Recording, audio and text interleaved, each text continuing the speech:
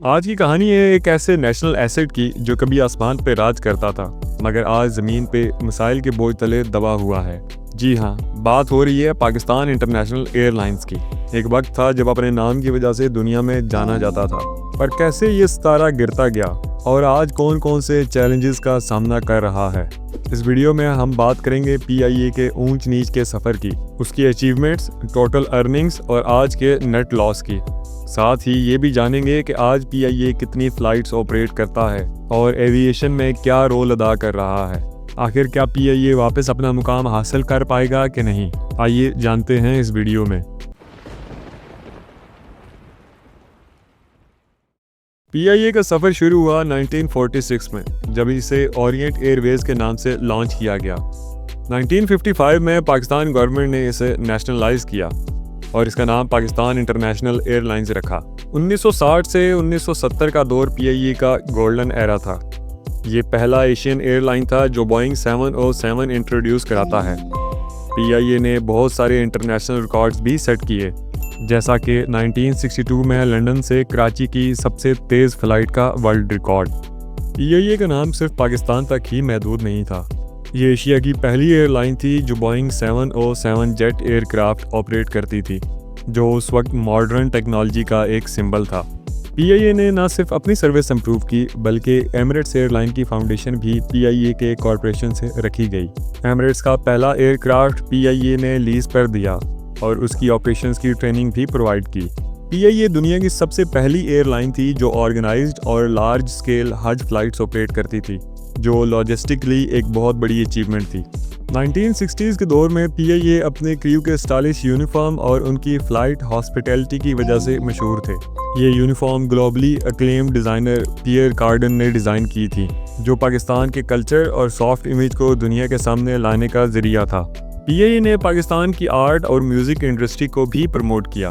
ये अपने in flight entertainment में पाकिस्तानी क्लासिक म्यूज़िक और कल्चर शो इंक्लूड करती थी, जो पैसेंजर्स के लिए एक यूनिक एक्सपीरियंस था। PIA ने पाकिस्तान के रिमोट एरियाज़ जैसा कि स्कर्दू और गिलगित के लिए भी फ़्लाइट शुरू की, जो ना सिर्फ टूरिज़्म के लिए ज़रूरी थी बल्कि लोकल कम्युनिटीज़ के लिए भी एक लाइफलाइन साबित हुई। 1980s के बाद PIA की गिरावट का आगाज़ हुआ, जिसकी main reason political interference, corruption और मिसमैनेजमेंट है। हर नई गवर्नमेंट ने PIA में अपने सपोर्टर्स और अनक्वालिफाइड लोग अपॉइंट किए, जिन्होंने इंस्टीट्यूशन को चलाने के बजाय अपने पर्सनल इंटरेस्ट को प्रायोरिटाइज किया। मिसमैनेजमेंट और करप्शन ने ऑर्गेनाइजेशन के रिसोर्सेज को ज़ाया किया। एयरक्राफ्ट की मेंटेनेंस और अपग्रेड के बजाय पैसा अननेसेसरी प्रोजेक्ट्स पे लगाया गया। ये 2000 में राइजिंग फ्यूल प्राइसेस और कंपटीशन की वजह से PIA का फाइनेंशियल बर्डन बढ़ता गया। आज ये मिलियंस ऑफ डॉलर के डेट तले दब चुकी है। एयरक्राफ्ट की मेंटेनेंस और मॉडर्नाइजेशन पे ध्यान नहीं दिया गया। रिजल्ट ये है कि PIA के बहुत से प्लेन ग्राउंडेड हैं या आउटडेटेड हो चुके हैं। Delayed flights, poor customer services और सेफ्टी कंसर्न ने PIA के रेपुटेशन को और भी ज्यादा नुकसान पहुंचाया।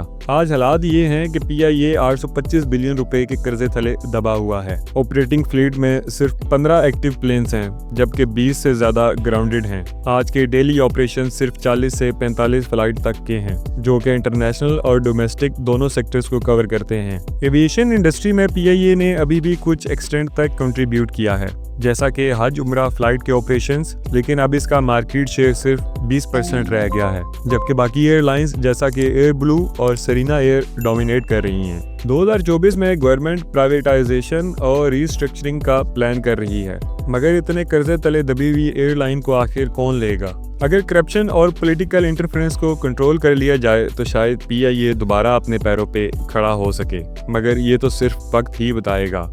ये थी कहानी एक ऐसी एयरलाइन की जो कभी मुल्क का फ़ख्र हुआ करती थी और आज एक नए सफ़र का इंतज़ार कर रही है।